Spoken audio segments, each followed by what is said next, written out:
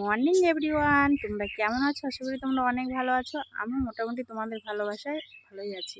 তো দেখো বন্ধুরা, এটা কি ফুল একটু কমেন্ট করে জানিও। না এটা গোলাপ, মনে হচ্ছে গোলাপ না পদ্ম, না কি ফুল এটা আমি জানি না নাম। তা তোমরা একটু কমেন্ট করে জানিও, ঠিক আছে? তো চলো, ফুলটা কেমন লাগছে দেখো। আমার তো খুব ভালো লাগছে, সকাল সকাল উঠে আমার মনটা ফ্রেশ হয়ে গেছে।